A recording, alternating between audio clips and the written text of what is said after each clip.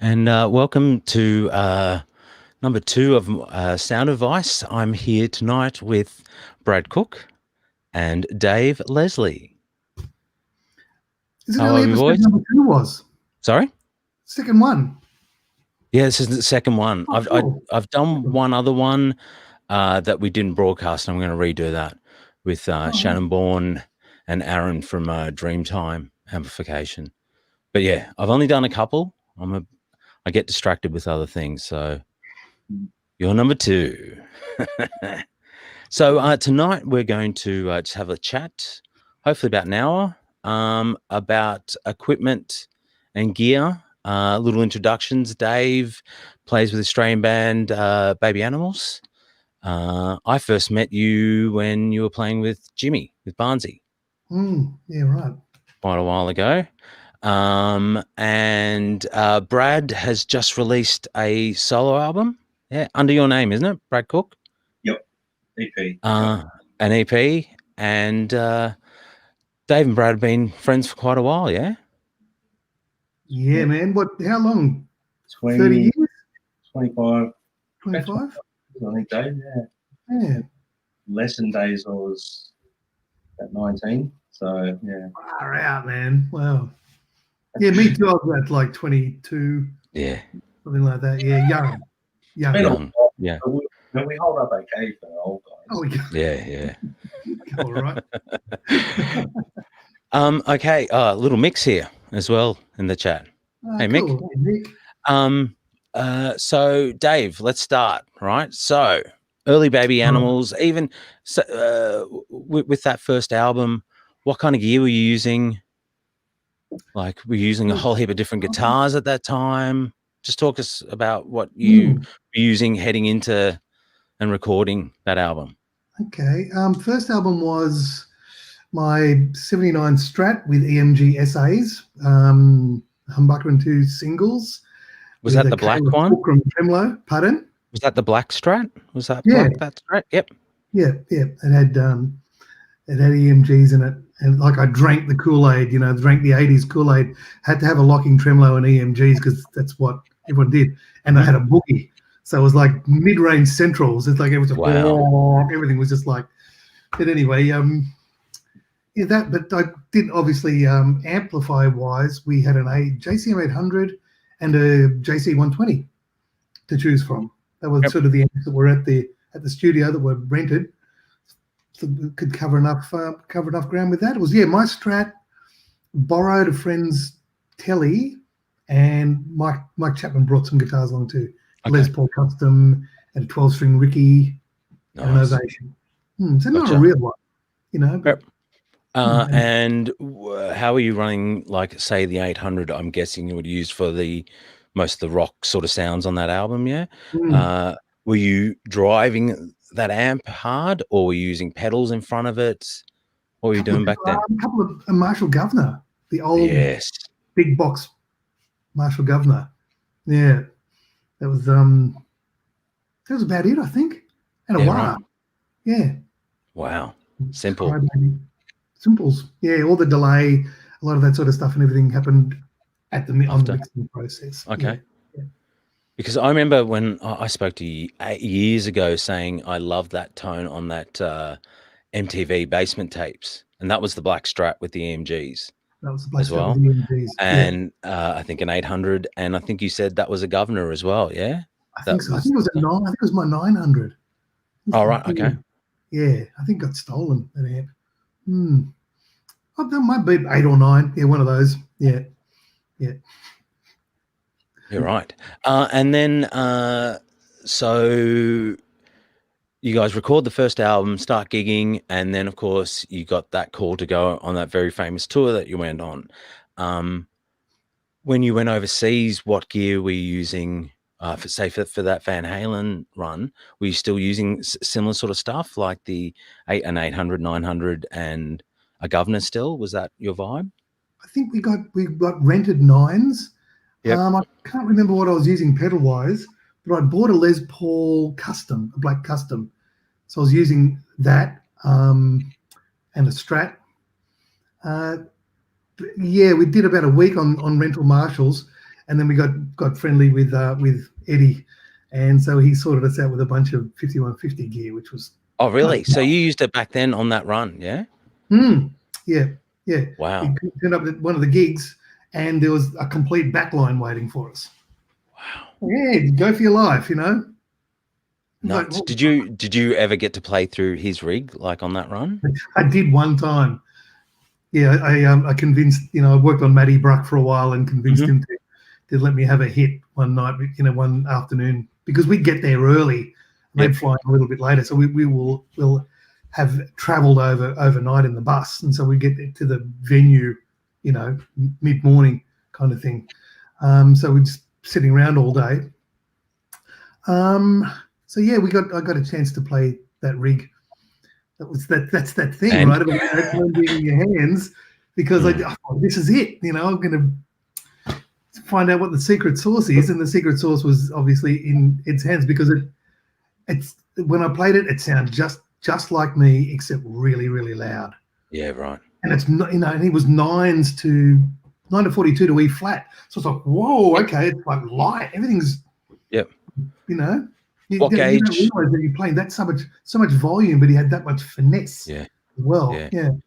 What gauge were you playing at that time? I was playing just 10 to 46. Are you still playing 10 to 46 or? Still playing 10 to 46. So I do 9s occasionally if we're in A440. It's like going on holiday. It's great. Yeah. I love it. Yeah.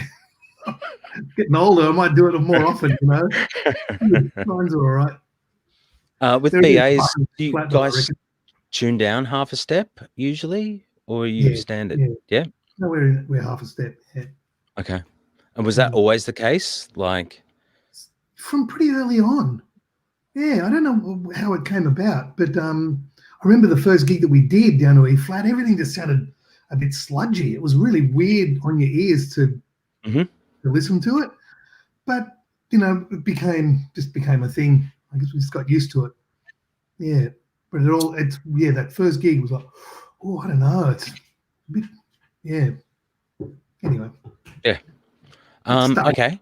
So post that tour, you had 5150. You had that PV connection. Then, what did your rig evolve into then? So I'm thinking, you know, end of that tour, and then heading into Shaved and Dangerous. That sort of time. What were you using back then? Yeah, because when we were away touring with Van Halen, the first album had done really well. So we came back to a pretty good run of shows. And so they said to me, you can use whatever you like. I'm like, whatever I like? You mean whatever I like, whatever I like? Like, yeah, so I did the same thing. I did 3 quad boxes, a Marshall up the middle, and then a 5150 clean or dirty spread either side sort of thing, stereo effects. Cool. Great rig, man. It was so much fun. Yeah. It's like just covered. it was like honey on a crumpet, man. It just covered every hole. It was awesome. It was really good. Yeah. And were you with your stereo dudes going, were you doing any delay in there or any, you know, any trickery to widen it, or you just slammed it all? Slap back stereo, kind of slap back. Occasionally I'd put a really, really short one, so it's either side, so it had this kind of pseudo doubling effect kind of thing in it. That was a PV multi effect that was in one of the loops of the 5150. So, and then it had left out into that its own head, and then right out into the back of another one sitting on the other box. That's used just the power amp. Awesome. Yeah. Oh, wow, I never knew you did that. Killer. I remember seeing you guys, and I'm pretty sure I saw some classic 50s up there. Did you go to those? You know, those tweedy looking things? Yeah. I really like the classic 50s. Yeah. Great. They kind of compressed a little bit because they're EL84s, but it was good. It was nice and saturated. Yeah. I got heaps of customers who still love those. They're a pain to work on because of the way they're constructed, but that's your mate. Yeah, I have to thank for that. James Brown, your buddy? Oh, yes. The other godfather of soul. Yeah, exactly. And you still got kind of he stopped making those pedals now, but he was working with, was it Amp Tweaker? Yeah. And Amp Tweaker pedals, yeah. And you're using some of those pedals as well? I've still got a couple of yeah. They're great. They're just what they say. They're tweaked. There's filters and bits and pieces, and you can run it. They've got effects loops in them, and all. Yeah, they're pretty good. It's like a hub, you know. They're pretty good. Pretty good. Just some questions in the chat. I see Zach Zedris. I see a couple other people. Hey, Zach. And can we have a look at the chat? Or yeah, it should be up on the side window there. I don't know if you can see it, but who have we got? I can see Matt Robbins, Melissa Webb. That's Jay's sister. Hello, Guy. Yeah, cool. All right, there's heaps of you guys. Athol. Hey, Athol. Zach. But yeah, Zach wants to know what's the rig on Shaved. It doesn't sound like a Marshall. What was the rig on Shaved and Dangerous when you were recording? Yeah, it was 5150s and a Marshall as well. The guitars on Shaved and Dangerous were so multi-tracked within inches of my life. I reckon we just building things, and I don't know, you know, sometimes it's like the theory of diminishing returns. You put so much on it that it starts to sound smaller after a while, but you know, sometimes it was like the EVH guitar through the 5150 with maybe a non-reverse Firebird through a Marshall on top of that, and then a Telly or something like that on top of that, all double, which took weeks. The guitar parts took weeks on it, you know, to get it, because it's no Pro Tools back then, so it's we're on 2-inch and doubling your parts and things like that, and you become a bit hypnotic where you forget kind of where you are in the song and just disappear down the rabbit hole of the part, you know. It was a great exercise. Yeah, it would have been fun. Know? Where'd you maybe just one really good guitar sound with one really solid part? There's your song kind of thing. Yeah.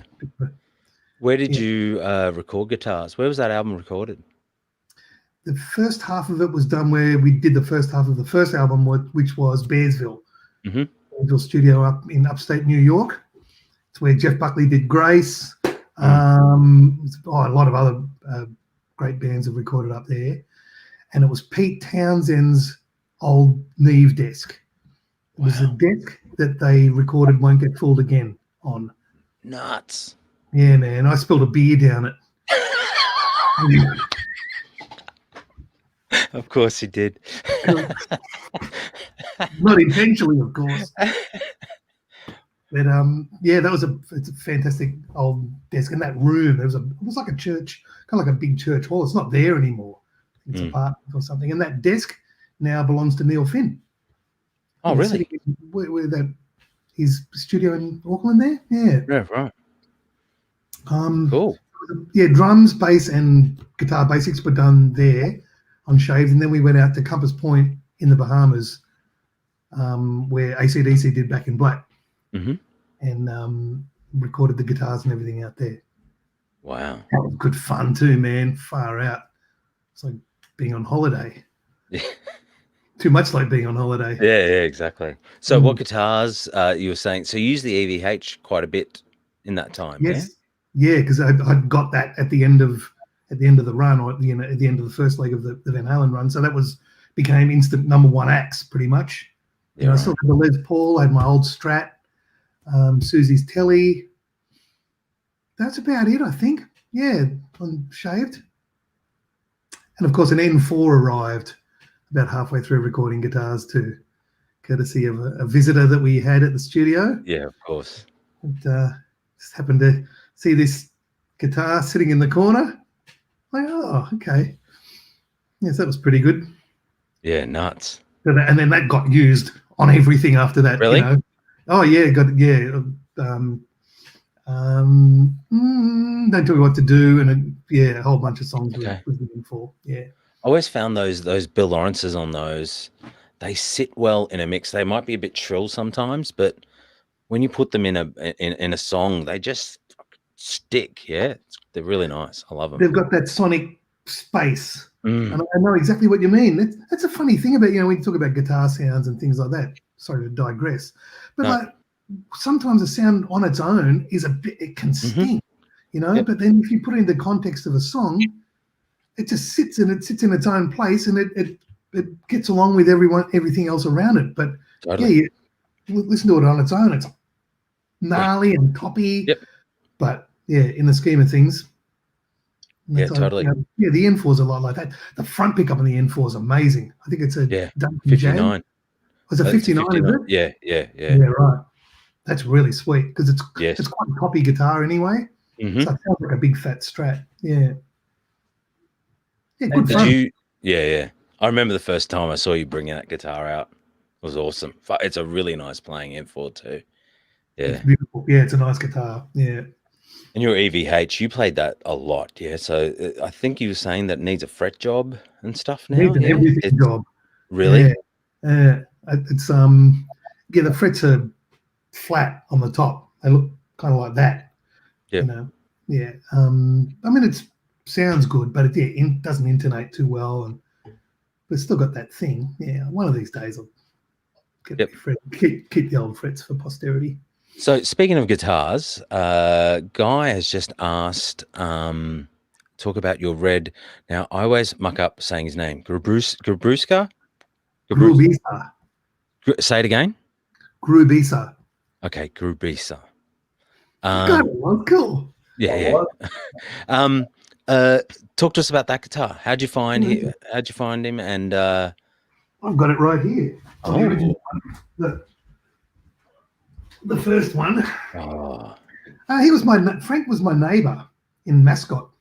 Oh, really? And, he did refrets. He refretted the black Strat, and I took the EMGs out of it and put Duncans and everything like that. And Frank did this job on the switching and all that sort of thing of the black Strat. And so I could walk to his place from mine. So I just used to hang and drink coffee and talk guitars and everything until he said, well, I got my own design, have a bit of a look. And half an hour later, we were out the back, picking wood. And a couple of months later, this happened. Wow. Yeah. It's great. It's like 25 years old now, this guitar. Wow, it's vintage. The neck's been broken twice. It's, fourth set of frets. So what were you, like 10 when you got that guitar, yeah? Is that? Oh, yeah, 10. Yeah, I think, going on 11. 12. I think, right. Gotcha. No, anyway. I hit double figures. Yeah. Mhm.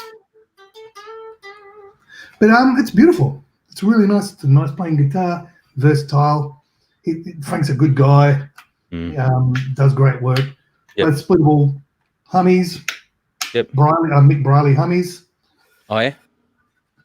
Yeah, they're good. Lovely. Yeah. What material is the fretboard on that? Is that a rosewood or is it something It's a Brazilian. more exotic? It's Ooh. a Brazilian rosewood. Okay, gotcha. Yes. Yeah, it's beautiful. Because it's the GM001 is the serial number. Yeah. So what year was that when you got that guitar? 95.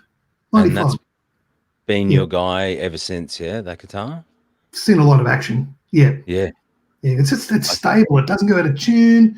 Yep. It cleans up. It does dirties. The other one's got the whammy bar on it. Yep. Between the two of them, pretty much bases are covered. Yep. Yeah. My favorite is split back and double coil front at the in the middle. So you get really? the warm and you get the tan off the back. Yeah. Yeah. Nice. Yeah, it's good. It's versatile. He makes beautiful guitars. Yeah, he does. Yeah. Hello, Frank, if you're watching. Yes. He's been doing, Mark's been taking a lot of work to him as well, Lazzotti. All right. And I think they're building something together at the moment as well. Oh, yeah. Cool. Oh, More toys, more stuff for me to tune. Yes, more stuff for you to tune. Yeah. Okay, so let's talk after BAs would have finished. You did a whole heap of stuff. You did some stuff with Shannon Knoll. Like I said, that big stint with Jimmy. When I remember when I saw you with Jimmy, you were using Pete Reynolds amps. The Dollhouse. How'd you get in contact with him and talk about that amp? That was love those amps. I think I met Pete through my mate Gino, the Squirrel Man. Yeah? Yep. Yeah. Squirrel. Hello, Mr. and Mrs. Squirrel. I think they're watching too. The squirrels in their little squirrel nest. Just Pete ran had a amp repair manufacturing thing out of Windsor. Yep. And I borrowed one. It sounded great. It sounded really good, like a 50-watt Marshall type of thing. You know, good clean, good great pedal platform. And 50 watts is just, it's with the Barnsley band. I mean, often when we tour, you use 200-watt tops, you know, kind of what's sitting behind Brad at the moment, that sort of thing. And, but the 50-watter with a single box, so you could pretty well dime it, you know. There was numerous times where I walked off stage and that thing was just wide open, you know. And then those nights, though, everyone's wide open when they walk off stage with that band, you know. Especially then as well. Especially then, yeah. Ooh. Goodness, rock and roll. Oh yeah, it's a good amp. Actually, I don't get enough chance to play it anymore. You know, really get a chance to use your amp wide open these days. Yeah, you people know? are really scared of loud guitars nowadays. Very scared. I guess with good reason. Well, yeah, but guitars, you know, they sound better when they're loud. What can you say? And you know? so, have you always kind of leaned on pedals in conjunction with your amp for your tone, for your drive tones? Like what pedals were you using back then? Would say Pete's amp. Probably a tube screamer, I reckon. Oh yeah, okay. Yeah, or MI Audio Blues. Oh Blues yeah, Pro. yeah. My audio stuff's good too, man. Oh It's yeah, really, totally. yeah. That's my. I Blues love Pro's that Blues Pro. Yeah, it's like the best tube screamer ever. Yeah, Made in Australia, they're great. Mm. Even the Crunchbox is a cool governorish sort of vibe pedal.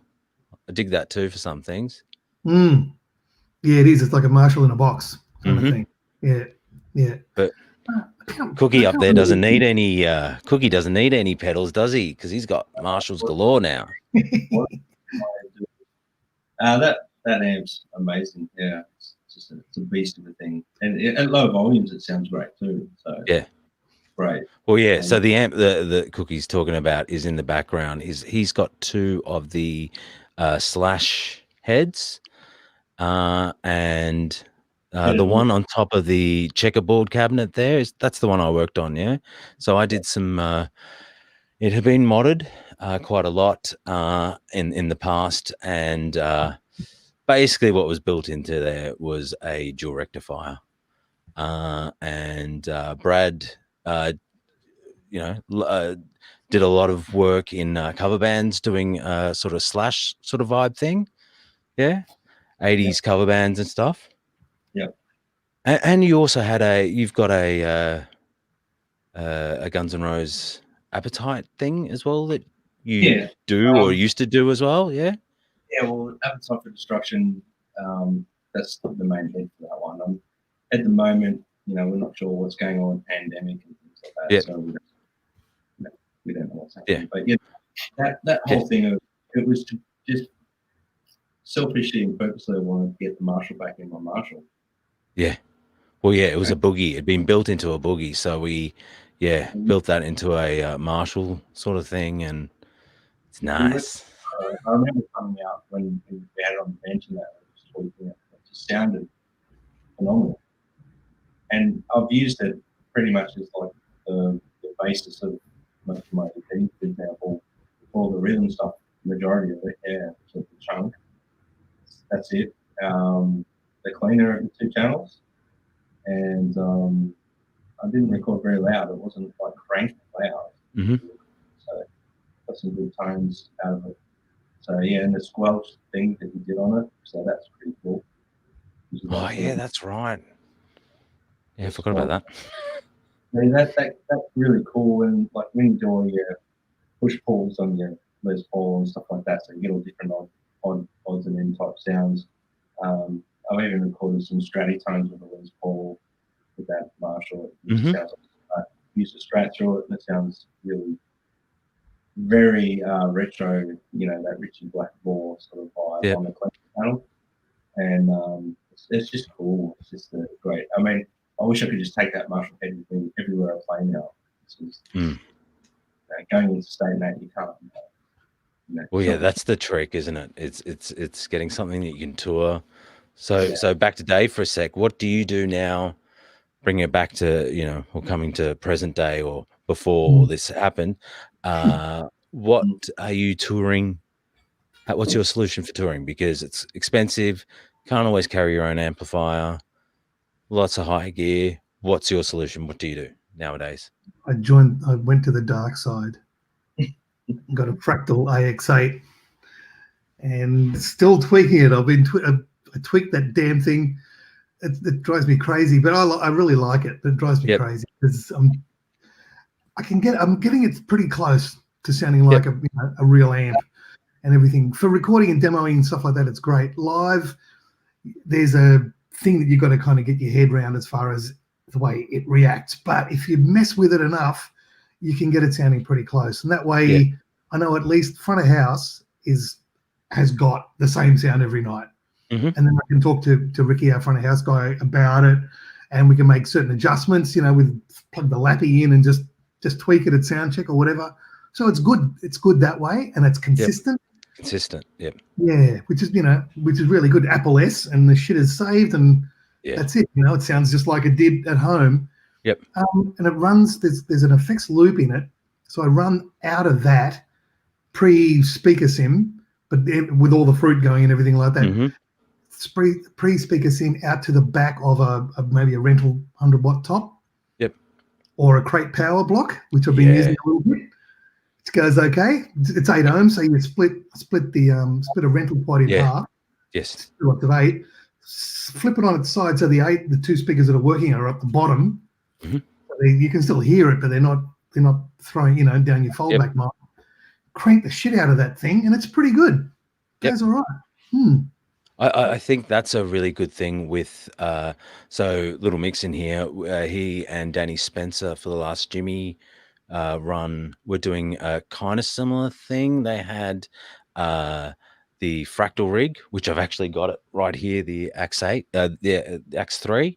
I've been borrowing that for a little while, but so they were doing that, sending IRs out to front of house, but then they were returning into the effects loop of Danny's high watt.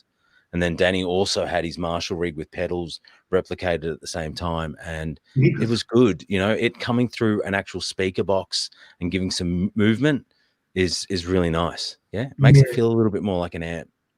It does. Yeah. Once you've got something that, there's air movement. And so what Ricky would do is then time correct it at the front of house. So he'd delay the deep what he's getting from the speaker sim. Of course he does, because that's what he does. Yes. And so it all hits at the same time, and so there's air in there and all that sort of thing as well. Yeah, seems to be working. He not complaining about it. And I've been using this time off to mess around with different amps, and I was using a 50-watt Marshall for a while. Yep. But I'm like, there's a really quite nice Soldano patch in there too, which is tweakable and cleans up pretty well too. Yep. Have you tried that thing? I've been told by a couple of dudes that there's the saturation in there, which is supposed to be like a clipping Jose sort of thing, but you put it on minimum. Yeah, use it on everything. Yeah, and it just makes it to life. Oh, totally, 100%. Like that, I think is the biggest trick of getting those things feeling a little bit better. Yeah, you put it on a Fender Twin patch and it just goes, it's like it's got this thing, there's a little bit of grit in there. A little bit of gunk, yeah. Yeah, like it a lot. Dave, no, go, Brad, go. A long time ago, I don't know if you remember this, I was at your house doing a guitar lesson. You were changing a pickup over in my Strat. Stack. You remember this? And you pulled out. Was that at Erskineville? Yeah. Yep. Yeah, I think and I'm pretty sure it was, And you pulled out like your Strat, and there was all like marks. I was eyeing off all your equipment, but you pulled out all these photos from the tour with Van Halen, and I'm sure, and it sort of skipped my mind until just recently. You guys sound check together? Did you guys actually get to jam sound check? Sammy was there. Was it Baby Animals and Sammy and Eddie up on stage, or did I dream that? No, they got up. I think it was one of the last nights. Mm. We did in our set. They jumped up in our set, and we did Highway Star. Yeah, that's what I thought you said. Yeah, Mikey sang it because he's got that high voice. I think you said, I think there's some photos from memory because that's why I remember it. Have you still got all that stuff, or you don't know? I've got the photos. Yeah. Do something, is that? And I think on the last night we all got up on stage at the end with them. I think during Really Got Me, and Dweezil got up as well. And yeah, I've seen that photo. Yeah, I saw that photo today. Doing solos and stuff. Yeah, that was and you had, I think you posted one with Ed's guitar. Was it the original Frankenstein that you got to touch? Yeah, I think it was. Yeah. I think there's some more studio photos when you're at 5150. Is there, like, I can't remember them, but I remember just being going far out. Man. I was just looking at them going like, so happy for you, but green with envy at the same time. Yeah, it was a pretty trippy day, man. It was pretty good. Did you just go out one day to 5150, or did you go a couple of times? What was the vibe then? Yeah. Really? Yeah. And what did you? Years ago, you know, Wolfie was like a kid, you know, his little toddler kind of thing. Yeah, he got with his little. We bought him a little Baby Animals T-shirt. Oh, cute. And what did you guys do when you were out there? Like, did you record anything with them, or you were just mucking around, just hanging out, or played some racket ball, looked at guitars? I think we had a bit of a jam at some point. Ed was playing Hammond because like he's a piano player, you know what I mean? So jumped on the Hammond, and we had a bit of a hit at some point. Yeah, later on. Crazy. It was good. It was a trip. That's the thing. When you're in it, you don't kind of you don't take it as because it's happening. But you know, having and reflecting, you know, it was pretty special. Looking back retrospectively, do you remember more now? Like, there's certain things that you remember from that tour? I'm lucky. I took lots of photos, so that kind of jogged my memory. But usually, they're of dressing rooms. Here's the band in this room or that room or this. Yeah. You're in a bubble, you know. It all kind of looks the same. But I've still got pretty vivid memories of the whole thing. Actually, yeah. It was a life-changing experience. Yeah. Yeah, good fun. And we were pretty well looked after. You know, we were given sound check whenever possible. Yeah. And sometimes we're still sound checking after doors.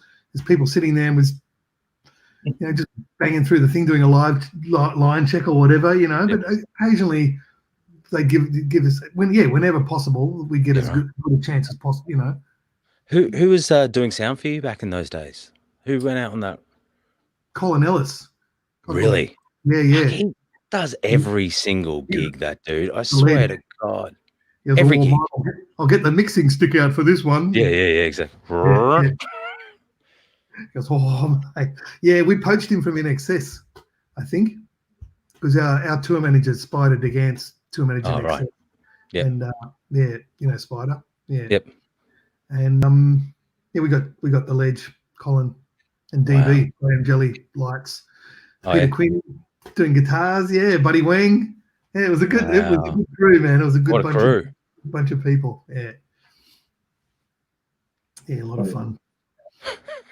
Guys just asked if you got to keep the brown M&Ms the VH threw out of their rider. Yeah, they gave it all. Yeah, we only got brown ones. We got the was rejected. But I think you were saying they used to hang out in your room more than his. Yeah, they'd get because they'd have to fly in and stuff, and then they'd sound check. Because Ed would always say something. He did his lick. And then we'd be like, they're here. Ed's here. Because you could just, the whole stadium would light up with his guitar, you know. Oh, really? He'd do that every time to start off with. Every time. He'd do it with the whammy, the win. It was like a siren. The band's here. That's nuts. So, they'd do their sound check, or we'd run out and sit in the front row and yell requests, stuff they wouldn't do in the show. Do Unchained. I'm like, yeah, cool. Let's do Unchained. Great. And then it'd come, there'd be a bit of downtime, dinner or whatever, and it'd be a couple of hours till showtime. So there'd be nothing else to do, so we'd come and hang out and have a jam, and because we'd be down the end of the hall in a little room with a couple of PV little amps, PV, I think it was a Rage, PV Rage. Oh yeah. Yeah.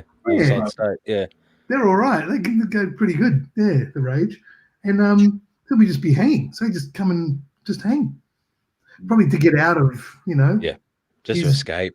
Situ as well. Yeah. Want to be a couple of quiet ones and get a vibe. Awesome.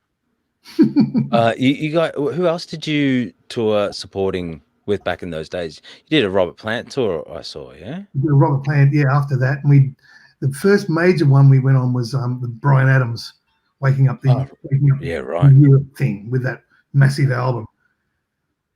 Yeah, where was that? Was that here or? It was Germany, UK and Europe, England, Scotland, Ireland, Germany, France. Wow. Switzerland, Sweden, Norway, Helsinki. Yeah, unreal. That would have been nuts. Because had you ever done any touring to that, like international at all before that? Nope, not on that level at all. Yeah. What were you doing? What were you doing before BAs? You Swing Shift, was it? Was that a cover band? Yeah. Yeah. So that would be pretty nuts going from. Sorry. Yeah, Yep. Yeah, exactly. That would have been pretty nuts going from that, the cover band scene, to a stadium in Europe somewhere. Yeah. Yeah. Well, it didn't happen kind of that quickly, but the guys in the cover band thought I was crazy for leaving such a lucrative cash cow, which it was at the time. It wasn't bad. Totally. We did a lot of touring and things, and had to kind of go start again, doing supports and all that sort of thing. But the first major tour, it was amazing. We'd done a couple of big gigs before then, though, like showcases and really important record company stuff. So we're kind of getting used to the whole pressure sort of situation. But the first couple of Adams gigs, which were Wembley Arena, I think was the first couple of nights.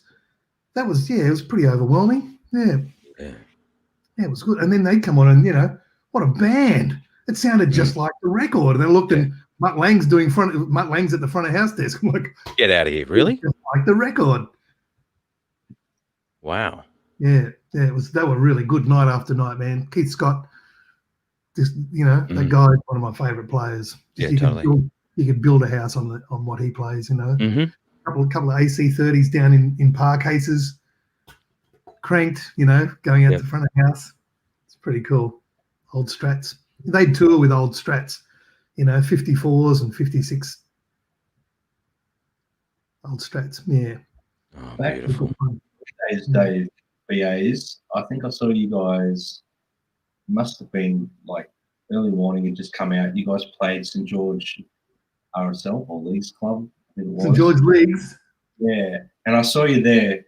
And I was just like, obviously, I was only just sort of getting into picking up a guitar at that point and stuff. And I vividly remember just going, that was like one of the biggest live electric guitar sounds I've ever heard. Do you remember what gear you were using back then? Like, was it gear or was it?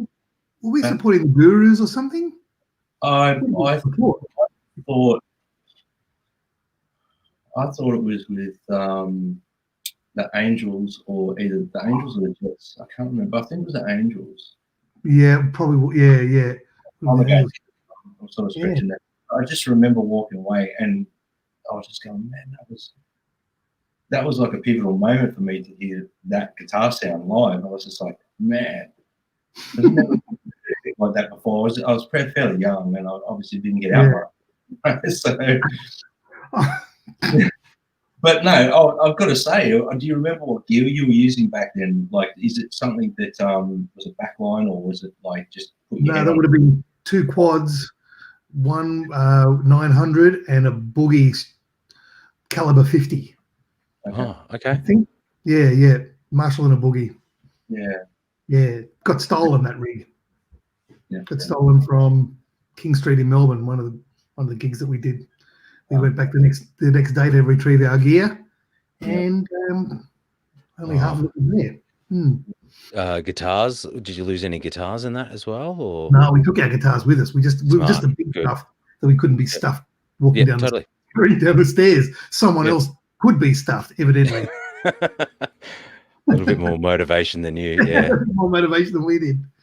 That was a good combo, though, the Boogie and the Marshall. The Boogie had all that mid, you know. It's a Fender and a Marshall together, basically. Yeah. I just remember fat. Like there was a resonance there of low end, but it wasn't like woofy, and it was just fat, like low mids to mids just punching out. And I don't know if it was because of the mix that was coming out front, but I was right up front, so I was hearing stage volume. Yeah, and I was just like, wow, that's incredible. Oh, cool. Yeah, so I've been meaning to ask you that. I keep forgetting. So I wish I had that rig back. I wrote it down so I wouldn't forget. Wow, you did homework. Wow. Yeah. None of that here. Okay, so that brings me to when you walk up to an amp, Dave, like how do you usually kind of set up, like say a Marshall or whatever you're going to go for? Like, are you a bottom end guy? Do you back at the presence off kind of guy? Like what do you kind of, where's your starting point usually? I used to be a bottom end guy. Now I'm a mids guy. Yeah, I used to be like, love the, but then you think, you're going to disappear. You can't, once everything's up, you can't hear that. You got to sound guy's going to high pass that out anyway. So exactly. Yeah. It's all a bit of a waste of, you know, it's good to have it there, I guess, to have that because it affects everything else on top of it anyway. But yeah, mids, you know, mids and tops, upper mids. If you can get the nice thing happening, you know, that's usually what I gravitate to. Not too dirty. The older I get, the cleaner I'm getting, you know, as far as like a drive goes and stuff like that. Yeah. What about when you've big? When you've done, because I'm pretty sure I mixed a Mary gig where you were filling with Electric Mary. What were you using that night? That was your Marshall, yeah? That was my. That was this beast. Hang on. It's the only chance I get to use it. Yeah. This guy. Yeah. That's better than. That's the only time it ever leaves the house. Well, so when you're doing home recording and stuff like that, what are you playing through? The Axe? Pretty much the Axe or a Fender Blues Deluxe. Sometimes I mic a Blues Deluxe up. Okay. Have you played around with any of those load boxes, reactive loads and IR boxes that they've got nowadays? Like I spoke to you the other day because I got a Captor X 2 notes.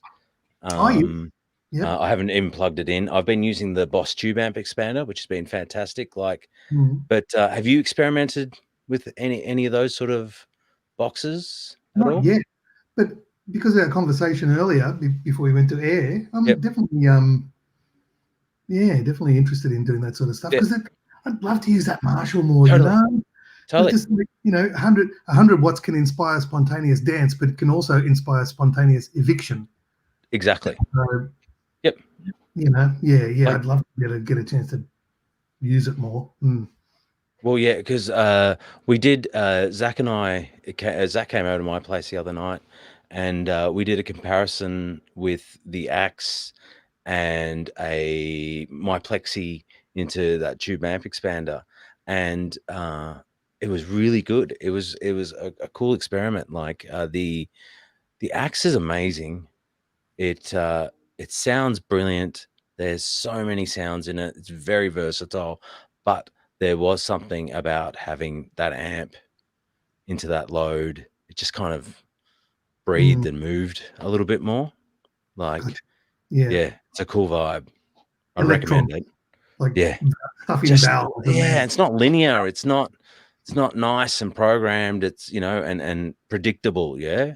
It's a cool vibe. Definitely to try that out. Listen. Yeah. Sorry, interested. Yeah.